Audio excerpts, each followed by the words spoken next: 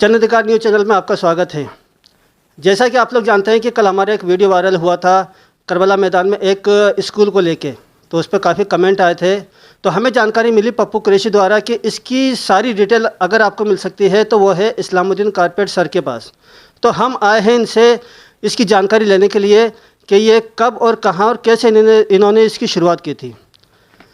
सबसे पहले तो हमारे चैनल पर आपका स्वागत है सर। शुक्रिया। ये जो स्कूल है राजकीय कन्या विद्यालय, इसका कल एक वीडियो वायरल हुआ था, तो इस पर काफ़ी कमेंट आए थे। तो हमें जानकारी मिली कि इसकी पूरी डिटेल आपके पास है। तो ये कब रिजर्व हुई थी ज़मीन और कैसे आपने इसकी रिजर्व करवाई थी और इसके लिए आपने कितनी मेहनत की है? देखो, मैं आपके चैनल के माध्यम से तमाम लोगों को जानकारी देना चाहता हूं और ये सही है कि इसकी तमाम जानकारी सिर्फ़ और सिर्फ मेरे पास ही है। ये बात है, ये किस्सा है सन 2006 का। ये जेडीए की ज़मीन हुआ करती थी, करीब 16 बीघा से कुछ ज़्यादा ज़मीन हुआ करती थी ये, और ये एक जंगल के रूप में थी। तो 16 बीघा के करीबन ये ज़मीन थी। उस ज़माने के अंदर जेडीसी जगदीश चंद्रा साहब हुआ करते थे। तो जगदीश चंद्रा साहब ने इस ज़मीन का ऑक्शन डिक्लेयर कर दिया और पूरे यूँ समझ लो कि जयपुर के और राजस्थान के लोग जो है यहाँ पर ज़मीन खरीदने का इंतज़ार करने लगे कि यहाँ पर जो है होटल और मोटल के लिए इस ज़मीन को बेची जा रही है। इस ज़मीन की शुरुआत हुई थी। ये बात है वसुंधरा सरकार की है और जगदीश चंद्रा साहब उस वक्त जेडीसी हुआ करते थे। तो जब ये पेपर में मैंने भी पढ़ा, मेरे साथियों ने भी पढ़ा, तो हम सब ने जो है बैठ के मेरे घर के ऊपर मीटिंग करी और मीटिंग करके ये तय करा कि जो है मुख्यमंत्री साहिबा से रिक्वेस्ट की जाए कि ये मुस्लिम बहुल क्षेत्र के बीच में ये ज़मीन है और यहाँ पर होटल मोटल ना बनाया जाए, बल्कि इसे सुविधा के एतबार से और छोड़ दिया जाए ताकि ये यहाँ पे कोई स्कूल बन जाए, कॉलेज बन जाए, गार्डन बन जाए, कोई प्लेग्राउंड बन जाए। इस तरह की हमारी आपस में बातें हुई। और उस ज़माने के अंदर महाराजा साहब थे, मेरे दोस्त थे, मेरे बचपन के साथी थे। उनकी क़यादत में हम सब जो है सेक्रेटेरिएट गए और वहाँ जो मुख्यमंत्री साहिबा की जो सेक्रेटरी जो बैठते थे, शायद मुझे ध्यान आ रहा है, कोई गोविंद साहब करके कोई अधिकारी हुआ करते थे। तो मेरे साहब की क़यादत में हम लोग गए और स्थानीय लोग सब मेरे साथ में थे। उस ज़माने के अंदर एक कॉमरेड वकार साहब भी हुआ करते थे जो अब इंतकाल कर गए, और शब्बीर भाई हैं गलीचे वाले, वो अभी अल्लाह करम से हयात हैं, वो भी मेरे साथ में थे और स्थानीय लोग थे। हम लोग वहाँ पर सेक्रेटेरिएट गए। मेयर साहब ने उनको समझाया कि साहब इसको जो है इस ऑक्शन को रोक दिया जाए क्योंकि ये मुस्लिम बहुल क्षेत्र के बीचों बीच है, यहाँ होटल और मोटल नहीं बनाया जाए।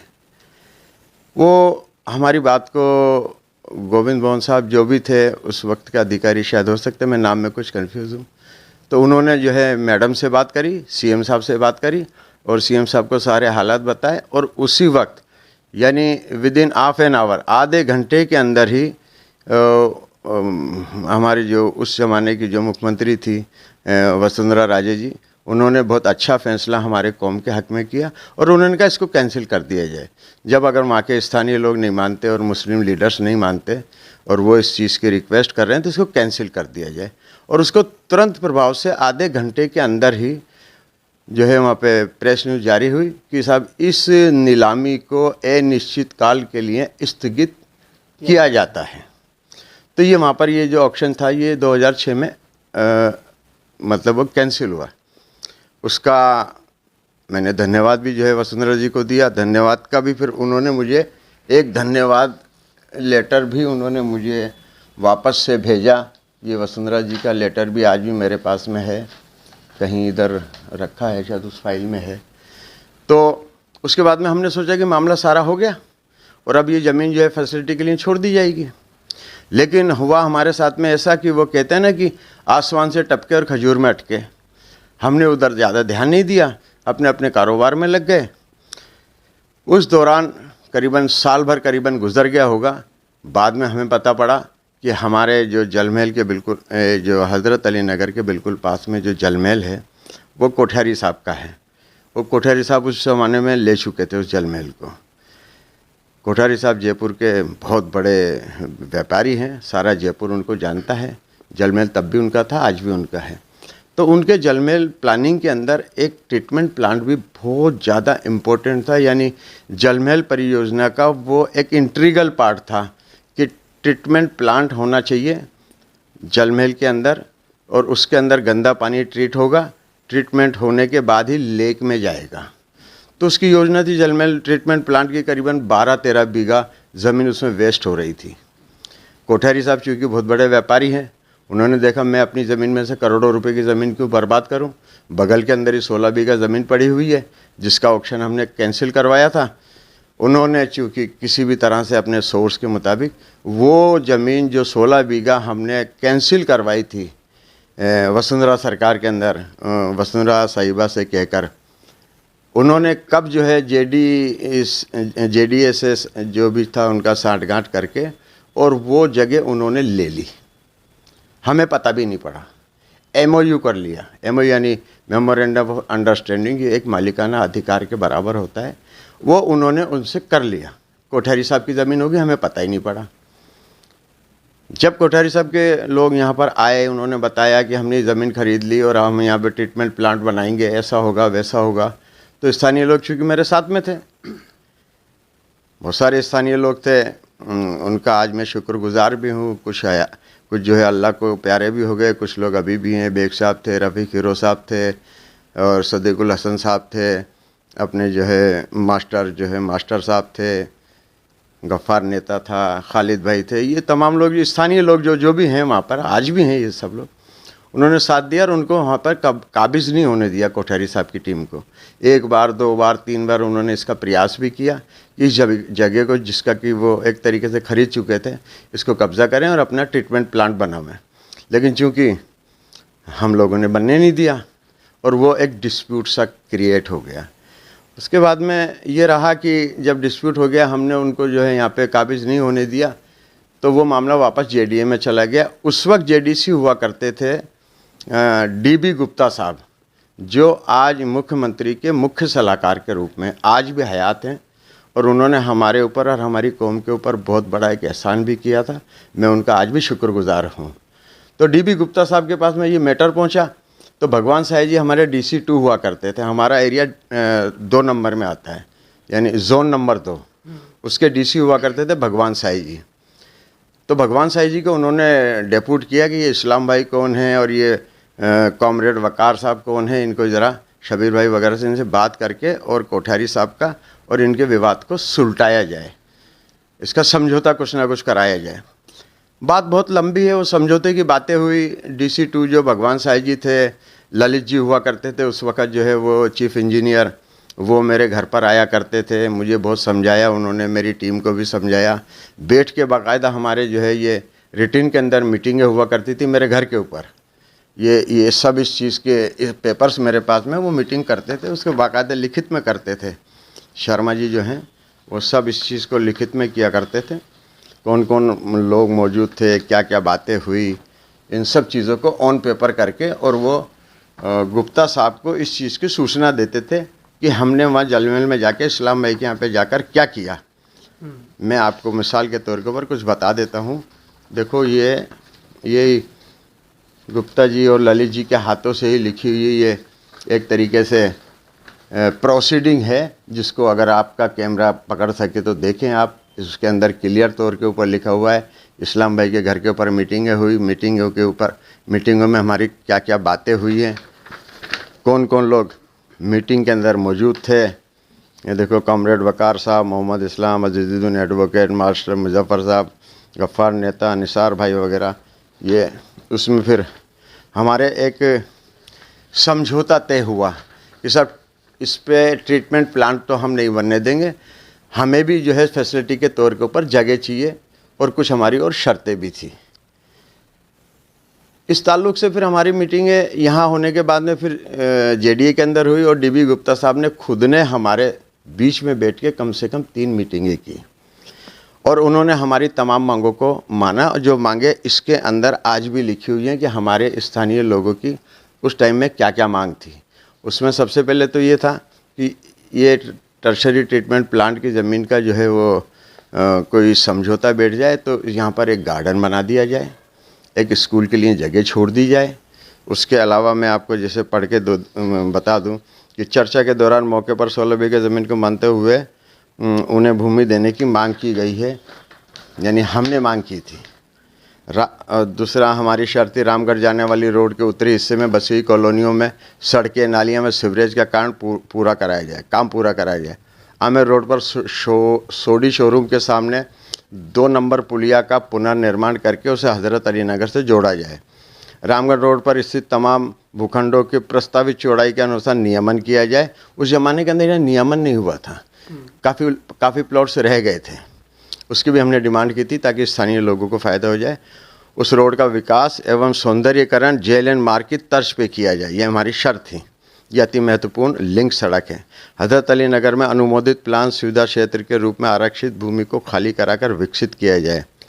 गुरुद्वारे के पास में मस्जिद के विवाद का सौंदर्यीकरण तरीके से किया जाए, प्रस्तावित प्रयास किया जाए।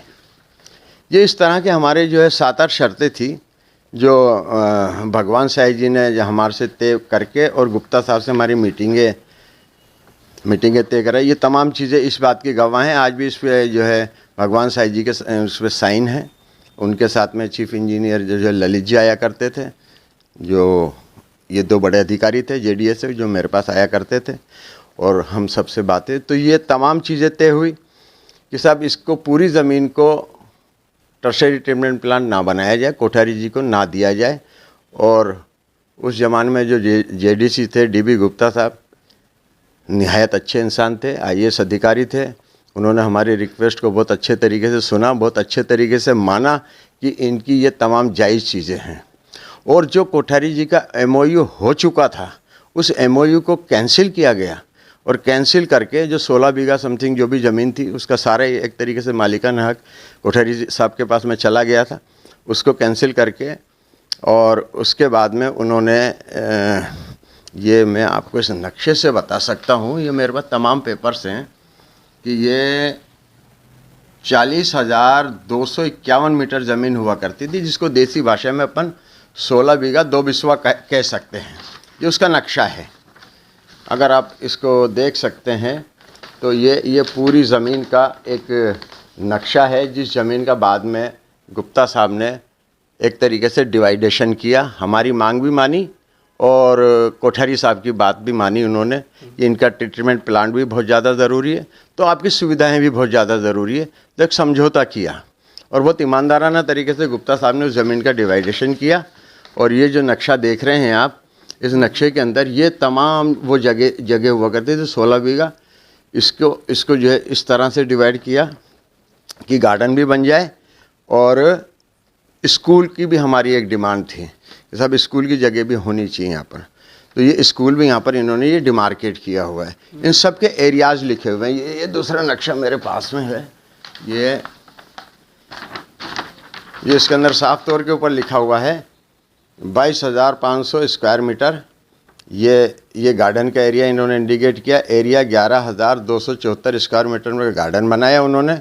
और ये हज हाउस का मार्क है, हज हाउस लिखा हुआ है। इसके पास में ये 2240 स्क्वायर मीटर जगह बालिका विद्यालय हेतु आरक्षित की गई। ये सब कुछ इस तरह से इसका डिवाइडेशन करा। और बाकी ज़मीन जो है ये tertiary treatment plant wetland side second area 22,500 square वर्ग मीटर, इसमें ट्रीटमेंट प्लांट आज भी कायम है, गार्डन आज भी कायम है। और गार्डन के बिल्कुल पास में ही हज हाउस से भी दीवार लगती है और गार्डन से भी दीवार लगती है। ये 2240 स्क्वायर मीटर ज़मीन उस ज़माने के अंदर सन 2007 के अंदर ये हमारा समझौता हुआ, और उन्होंने इस जगह को स्कूल के लिए और गार्डन के लिए रिज़र्व कर दी। ये उसके तमाम पेपर्स हैं। ये देखिए, ये जयपुर विकास प्राधिकरण का एजेंडा है, इसको एजेंडे के अंदर लिया गया। बाकायदा उनका बोर्ड बैठा, तमाम जो उसके मेम्बरान थे उन्होंने जो है सबने बैठ के और इस चीज़ को मानी। और इसके अंदर ये क्लियर लिखा हुआ है, ये चूँकि शब्द बहुत छोटे छोटे से हैं, मैं आपको दिखा सकता हूँ कि ये 24 नंबर के ऊपर इसमें साफ लिखा हुआ है, समुदाय विशेष के प्रतिनिधियों के साथ उपायुक्त जोन 2 यानी जो हमारे आते थे शर्मा जी एवं जोनल अभियंता यानी ललित शर्मा द्वारा विभिन्न बैठकों में वार्ता करने के उपरांत उनके द्वारा ये सहमति दी गई कि मौके पर उपलब्ध भूमि 22,500 वर्ग मीटर भूमि टर्शरी ट्रीटमेंट प्लांट के निर्माण हेतु उपयोग में ली जाए, 2240 वर्ग मीटर भूमि राजकीय कन्या विद्यालय हेतु आरक्षित की जाए तथा शेष 11,274 वर्ग मीटर भूमि पर जयपुर विकास प्राधिकरण द्वारा सार्वजनिक पार्क का विकास किया जाए। सार्वजनिक पार्क की भूमि जयपुर विकास प्राधिकरण के स्वामित्व में रहेगी। ये क्लियर कट पेपर है ये। इसके बाद में इसके मिनट्स स्टे हुए, उसकी भी कॉपी मेरे पास में, और उसके बाद में जो स्वीकृति दी गई वो ये लगा हुआ है। अगर आपका कैमरा दिखा सके तो ये 16 सीरियल नंबर 16 पॉइंट नंबर 2 के ऊपर ये साफ जो है ये इस पर टिक लगा हुआ है, जिसके अंदर ये क्लियर लिखा हुआ है कि समिति द्वारा विचार विमर्श कर निर्णय लिया गया कि प्रस्ताव अनुसार नियम अनुसार भूमि का आरक्षण निर्धारित किए जाने की स्वीकृति प्रदान की जाती है। एक एक चीज़ की इसमें डिटेल लिखी हुई है कि कौन सी भूमि है। 22,500 मीटर टर्शरी ट्रीटमेंट प्लांट हेतु, 2224 वर्ग मीटर राजकीय कन्या विद्यालय हेतु आरक्षित की जाने तथा 11,274 वर्ग भूमि जयपुर विकास प्राधिकरण के सार्वजनिक पार्क विकास किए जाने के निर्देश हैं। ये क्लियर उनके आदेश हैं। तो ये ज़मीन जो है ये हमने 2007 में इसको रिजर्व करवा ली थी। उसी वक्त गार्डन तो बन गया। गार्डन की तो हमारी शर्त थी कि अगर कोठारी साहब इधर ट्रीटमेंट प्लांट बनाएंगे तो गार्डन भी हैंड टू हैंड ही बनेगा, पैरेलल काम चलेगा। तो गुप्ता साहब ने इस बात को मानी। उधर तो डिवाइडेशन की दीवार खींच दी कि इधर तो कोठारी साहब की ज़मीन हो गई और इधर आपके गार्डन की ज़मीन हो गई। और गार्डन को हैंड टू हैंड ही उन्होंने टेंडर वगैरह ये वो करके एक मुस्लिम ठेकेदार था उसको अपॉइंट कर दिया और उन्होंने धड़ाधड़ काम चालू कर दिया गार्डन बनाने का। यानी उधर ट्रीटमेंट प्लांट बना कोठारी साहब का, इधर गार्डन बना। और ये ज़मीन बिल्कुल हज हाउस के नज़दीक ये ओपन लैंड छोड़ दी गई थी 2240 मीटर जो मैंने आपको बताई। इसके बाद में ये ज़मीन खाली पड़ी रही, गार्डन बन गया। गुप्ता साहब ने वो गार्डन की जिम्मेदारी भी मुझे ही दे दी कि साहब अब इसका देख रेख आप ही करेंगे। तो यूँ समझ लो कि सन 2006 से लेकर सन 2021 तक मैंने उसकी देख रेख करी, चौकीदार रखा, अपनी जेब से पैसे खर्च किए। सारा मोहल्ला इस चीज़ को जानता है। मैं अपने जेब से पैसे दिया करता था उस चौकीदार को उस गार्डन की निगरानी करने के लिए। ये स्कूल वाली ज़मीन आ गई, फिर स्कूल वाली ज़मीन बराबर में रखी हुई कायम थी।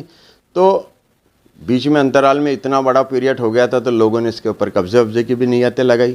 कुछ लोग यहाँ पे झोपड़ियाँ भी डाल के बैठ गए थे। उनसे भी जो है मैंने और स्थानीय लोगों ने जो है मेहनत मशक्क़त करके उनको भी भगाया कि ये करोड़ों रुपए की ज़मीन है, कौम की ज़मीन है, बर्बाद हो जाएगी। फिर बाद में उसका डोली डंडा कराया और उसके गेट फाटक लगाया मैंने। ये सब कुछ मैंने किया। उसके बाद में वसुंधरा सरकार चली गई, फिर कांग्रेस सरकार आ गई, फिर उसके बाद वसुंधरा सरकार आ गई और अब फिर कांग्रेस सरकार आ गई। यानी आज यूँ समझ लें आप 2006 से लेकर और आज 2022 यानी करीबन 16 साल के आसपास हो गए, वहाँ पर स्कूल कायम नहीं हुआ आज तक। ये मैंने हमारे जो अभी जो वर्तमान में जो विधायक भी हैं और मंत्री जी भी हैं महेश जोशी साहब, उनसे मैंने इस ताल्लुक़ से कई बार बातचीत करी। मैंने कहा भाई साहब अब गवर्नमेंट भी अपनी आ गई है और ये जो है एक तरीके से बिल्कुल तैयार काम है, जिसको पकी हुई हांडी कहते हैं। कुछ भी करने की ज़रूरत नहीं है, बस आपके एफर्ट्स की ज़रूरत है। तो इसको कायम करा दो तो हमारे मुस्लिम समुदाय के बच्चों को और दूसरे बच्चों को भी क्योंकि शिक्षा का काम होगा तो सभी का फ़ायदा होगा उसके अंदर। तो ये एक बहुत अच्छा काम हो जाएगा और हमारी कौम के ऊपर भी एहसान हो जाएगा। और उन्होंने मुझसे हाँ करी, 1 बार 2 बार 5 बार 10 बार हाँ करी, एवरी टाइम उन्होंने हाँ करी, बट आज तक वो काम नहीं हुआ। अभी इलेक्शन हुए थे नगर निगम के, उस पीरियड के अंदर भी ये चर्चा काफ़ी ज़ोर से उठी थी। मेरे घर के अंदर मीटिंग भी थी, भाई साहब भी आए थे। तमाम लोगों के सामने उन्होंने स्थानीय लोगों ने 2 डिमांड की थी कि साहब एक तो डिस्पेंसरी बनवा दी जाए, छोटा सा हॉस्पिटल कायम कर दिया जाए, और एक वो जो ज़मीन पड़ी हुई है लड़कियों के स्कूल के लिए हज हाउस के पास में, इसको भी जो है बनवा दी जाए। तो भाई साहब ने चूँकि सबके सामने वादा किया था और सबको संतुष्ट किया था कि ये बात मेरी इस्लाम भाई से बराबर चल रही है और मैं इस चीज़ के ऊपर पाबंद हूँ, कायम हूँ, ये दोनों काम करेंगे। क्योंकि मसला ये था कि स्कूल डिस्पेंसरी के लिए ज़मीन कहाँ हो, तो मेरे घर के पास में फॉर्चुनेटली खाली पड़ी हुई है। कुछ ज़मीन तो उन्होंने बिजली विभाग वालों ने ख़रीद ली, लेकिन उसके बाद भी मैं समझता हूँ कि 500-600 का ज़मीन आज भी खाली पड़ी है। उसके अंदर हॉस्पिटल छोटा सा या मतलब डिस्पेंसरी बन सकती है, जिससे जो समझ लो क्षेत्र के एक मुस्लिम बहुल क्षेत्र है ये पूरा करबला का, यहाँ के बच्चों को, औरतों को और सभी को जो है उसका लाभ मिल सकता है। ये रिक्वेस्ट हमने की थी और उन्होंने, भाई साहब ने मानी थी उस चीज़ को। मैं रिमाइंड करता भी रहता हूँ।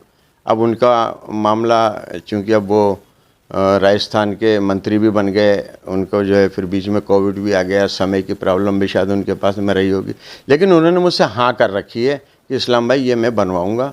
तो मैं आपके चैनल के माध्यम से भाई साहब से ये रिक्वेस्ट करूँगा कि भाई साहब ये काम को करवा दो। इससे मुस्लिम समुदाय जो है लाभान्वित होगा, फ़ायदा होगा, मुनाफा होगा, हमारी कौम के लोगों को फ़ायदा होगा, एक फैसिलिटी बन जाएगी, वहाँ पर स्कूल बन जाता है, हमारे बच्चों का फ्यूचर बढ़िया हो जाएगा। अगर यहाँ हॉस्पिटल कायम हो जाता है तो तमाम लोगों को फ़ायदा होगा। तो मैं तो आपके चैनल के माध्यम से उनसे रिक्वेस्ट करूँगा कि भाई साहब थोड़ा समय निकालें, समय निकाल के इस चीज़ के ऊपर ध्यान दें। आपको कुछ नहीं करना, सब कुछ इस्लाम और शब्बीर भाई और वो मरने वाले हमारे वकार साहब कर चुके हैं। कुछ भी नहीं करना आपको, सिर्फ आपको समर्थन करना है, सिर्फ आपको इसको पुश करना है और ये काम बिल्कुल तैयार पड़ा हुआ है। जब आप चाहें तब करा सकते हैं। तो मैं आपसे फिर एक बार इस चैनल के माध्यम से रिक्वेस्ट करूंगा कि भाई साहब इस काम को करा दें आप। क्या ऐसा नहीं हो सकता कि हज हाउस जो है वो साल में सिर्फ एक बार काम में आता है, 1 महीने के लिए, लेकिन 11 महीने वो बंद पड़ा रहता है? तो ये स्कूल जब तक रनिंग में है, जब तक इस कंप्लीट नहीं हो जाता, इस स्कूल को हज हाउस में चलाया जाए। देखो, हज के पीरियड में तो करीबन ये 2 महीने, क्योंकि काफ़ी लंबा टाइम था, 2-2.5 महीने तो हज का कार्यक्रम चला, फॉर्म भरने से लेके और फिर जब हाजी जाता है और वापस आता है, करीबन 2 घंटे का, 2 महीने का कार्यक्रम तो ये चलता है। बाकी ये इसमें कोई बुराई भी नहीं है। जो आपने सवाल किया कि बाकी टाइम में अगर यहाँ पे स्कूल कायम हो जाए तो इसमें कोई बुराई नहीं है, लेकिन ये चूँकि ये तो हज बोर्ड जो है उसके अधिकार की बात है। अगर उनके चेयरमैन साहब और अगर गवर्नमेंट इस चीज़ के लिए तैयार हो जाती है तो ये भी अच्छा है, यहाँ पे पढ़ाई भी हो सकती है, क्योंकि शिक्षा का काम है, कोई बुराई तो है नहीं इसके अंदर। मैं तो सहमत हूँ इस बात से। करबला का मैदान काफ़ी बड़ा है और 1 या 2 बार ही ऐसा होता है कि जैसे अपने मुहर्रम है या अपने उर्स आते हैं, इसमें काम में आता, बाकी ये खाली पड़ा रहता है। तो क्यों ना, क्योंकि आसपास टोटल मुस्लिम बाहुल क्षेत्र है, तो क्या यहाँ मुस्लिम यूनिवर्सिटी की मांग नहीं होनी चाहिए? देखिए, ये इसका भी मैं आपको थोड़ा सा डिटेल में स्टेटस बता दूं, क्योंकि करबला वक्फ की जायदाद है। वक्फ की जायदाद और देवस्थान की जायदाद बिल्कुल अलग होती है। ये सरकारी ज़मीन नहीं होती और इसका कभी भी लैंड यूज चेंज नहीं होता। इसलिए ये चीज़ पॉसिबल ही नहीं है कानून के मुताबिक, वक्फ कानून के मुताबिक, कि यहाँ पे कोई स्कूल, कॉलेज या यूनिवर्सिटी बन सके। ये मकसद होता है, हर वक्फ की जागीर का एक मकसद होता है कि ये वक्फ की जागीर किस मकसद से किसी ने डोनेट की थी। जिस भी ज़माने में जिसने डोनेट की थी, तो डोनेट करने वाले का एक ख़ास मकसद होता है कि मैं इस मकसद के लिए इस ज़मीन को डोनेट कर रहा हूँ, यानी वक्फ कर रहा हूँ। तो उसके अंदर जिसने डोनेट की है उसने इसमें ताजिए दफन होने के लिए ये ज़मीन डोनेट की हुई है उस ज़माने से, तो टाइटल तो इसका यही रहेगा। बाकी चूंकि ये भी हकीकत है कि ये साल में 2-4 बार ही जो है वो काम आती है। मुहर्रम के टाइम में 10वें के 40वें के बाद में खाली पड़ी रहती है, तो इसमें मुस्लिम समुदाय के बहुत सारे कार्यक्रम भी होते हैं। अजमेर के ज़ायरीन आते हैं साल में 3 मरतबा, तो उनके बड़े बड़े कैंप भी यहाँ लगते हैं, तो उनको भी बहुत बड़ी सुविधा हो जाती है। हम लोग उनकी खिदमत के एतबार से कैंप वगैरह लगाते हैं। हमारी स्थानीय कमेटी के जो नौजवान साथी हैं वो उनकी खिदमत वगैरह करते हैं। इज्तिमा होता है, सालाना इज्तिमा, जहाँ कम से कम 3-4 लाख आदमी यहाँ पे इकट्ठा होता है। और इस तरह के बड़े कार्यक्रम जो मुस्लिम समुदाय के होते हैं, तो चूँकि इतनी बड़ी जगह शहर में कहीं है भी नहीं, तो वो इन कार्यक्रमों के काम भी आती है। लेकिन इसका लैंड यूज चेंज नहीं हो सकता, ये रहेगी इसी काम के लिए। मसला ये आता है कि एक दायरा बना हुआ है जहाँ पे ताजी दफन होते हैं, उसके अलावा जो ज़मीन है वो काफ़ी बड़ी है और वो खाली पड़ी रहती है, क्योंकि वहाँ सिर्फ बच्चे क्रिकेट खेलते हैं, बाकी और कोई काम में नहीं आती। तो उस चीज़ के विकास के लिए क्या इस तरह से नहीं कहा जा सकता कि वहाँ मुस्लिम यूनिवर्सिटी बनाई जाए, उस एरिया को अलग कर दे जहाँ ताजिए दफनाए जाते हैं? देखो, ये पूरी जगह जिसने भी वक्फ की थी उस ज़माने में, तो पूरी जगह का ही मतलब वक्फ करने वाले का मकसद ये था कि ये तमाम जगह ताजिए दफन होने के लिए ही रिजर्व है। ये इसके अंदर पार्टीशन नहीं कर सकता वक्फ बोर्ड, मेरे ख्याल से तो नहीं कर सकता, क्योंकि ज़मीन का तो यही रहेगा कि ताजिए दफन होने के लिए कोई पर्टिकुलर ज़मीन को कायम नहीं की हुई है। ताजिए पहले 20-25 बनते थे, फिर 40-50 बनने लगे, अब 100-125 बनने लगे, अब 250-300 भी बनते हैं, छोटे मोटे ताजिए मिला के। तो जगह बढ़ती जा रही है, जैसे जैसे ताजिएदारों का शौक़ बढ़ता जा रहा है, तो फिर उसको दफन होने के लिए एक बड़ा सा गड्ढे की भी ज़रूरत होती है। तो जहाँ पहले कम ताजिए दफन होते थे, अब बहुत ज़्यादा होते हैं, लेकिन होते करबला के अंदर ही हैं। तो इसको मेरे ख्याल से तो वैसे तो ज़्यादा डिटेल में जो है चेयरमैन वक्फ ही बता सकते हैं इसके बारे में, लेकिन मेरी जितनी जानकारी है कि वक्फ की ज़मीन के अंदर इस तरह नहीं हो सकता, जहाँ तक मेरी जानकारी है। मांग तो उठा सकते हैं आप लोग? हम तो देखो, चूँकि मुझे तो जानकारी है इसलिए मैं तो मांग नहीं उठाऊंगा, लेकिन आप चूँकि पत्रकार लोग हैं और जनता मांग उठा ही सकती है। मांग उठाने में कोई दिक्कत नहीं है, मांग करने में कोई दिक्कत नहीं है। यहाँ नहीं तो हम अपने राज्य सरकार से मांग कर सकते हैं। ये तो वक्फ की ज़मीन है, अगर शिक्षा के काम के लिए तो राज्य सरकार भी तो देने को तैयार है। अगर हम मुत्तहिद हो जाते हैं, तमाम मुसलमान ये तय कर लें कि हमें तो जो है राज्य सरकार से ज़मीन चाहिए, तो राज्य सरकार भी देगी। शिक्षा के लिए तो मना कर ही नहीं सकती। इसके अलावा भी जयपुर में ज़मीनों की कमी थोड़ी है, जयपुर ज़िले में कहीं भी दे देंगे। शर्त ये है कि हम लोग मुत्तहिद होकर और उसकी मांग को उठावें और रिक्वेस्ट करें। घाट गेट पे अंगरान कॉलेज है, उसके पास ज़मीन नहीं है, और यहाँ ज़मीन है तो यहाँ कॉलेज नहीं है। हाँ, ये बात बिल्कुल सही कही आपने कि अंगरान के पास में ज़मीन नहीं है और उनको जो है इस बात की दंड पेनल्टियाँ भी भरनी पड़ती हैं, क्योंकि अंगरान कॉलेज में मैं भी कई बार गया हूँ और उनके सेक्रेटरी साहब से भी मेरी अच्छी मुलाकात है। बात यह है कि ये ज़मीन उनको इसलिए नहीं मिल सकती कि इसको जब रिजर्व की गई थी डीबी गुप्ता साहब के ज़माने के अंदर, ये आज भी मेरे पास पेपर मौजूद, इसमें लिखा हुआ है राजकीय कन्या विद्यालय है। तो यानी राजकीय का मतलब तो गवर्नमेंट स्कूल ही बनेगा यहाँ पे, जब भी बनेगा गवर्नमेंट स्कूल बनेगा गर्ल्स का, ये प्राइवेट नहीं बन सकता, क्योंकि वो अंगरान है, वो एक ट्रस्ट का है, वो एक समाज का है, वो गवर्नमेंट का नहीं है। यहाँ पर चूँकि राजकीय शब्द हमने लगवाया था ख़ास तौर से, वकार साहब उस वक्त जिंदा थे, शबीर साहब थे, हम थे, ये यार ये इस ज़मीन का कहीं मिसयूज़ ना हो जाए, इसलिए इसमें राजकीय शब्द लगा के इसको रिजर्व कर दो, ताकि कोई भी खुर्द-बुर्द करने की कोशिश करे तो गवर्नमेंट अपने आप जो है उससे छुड़वाएगी या उसको जो है मिसयूज़ करने से रोकेगी। इसलिए इसमें एक शब्द आज भी लगा हुआ है, लिखा हुआ है बाकायदा, राजकीय कन्या विद्यालय हेतु आरक्षित की गई है। इसलिए ये जो आप कह रहे हैं वो संभव नहीं लगता कि मुझे हो, लेकिन अगर गवर्नमेंट चाहे तो संभव भी हो भी सकता है, ऐसी कोई बात नहीं। मिनट्स वापस हो सकते हैं, एजेंडा वापस बन सकता है और इसको इस तरह से किया जा सकता है। ऐसे भी कोई बहुत टिपिकल काम भी नहीं है, लेकिन आज की तारीख में तो इसका स्टेटस यही है।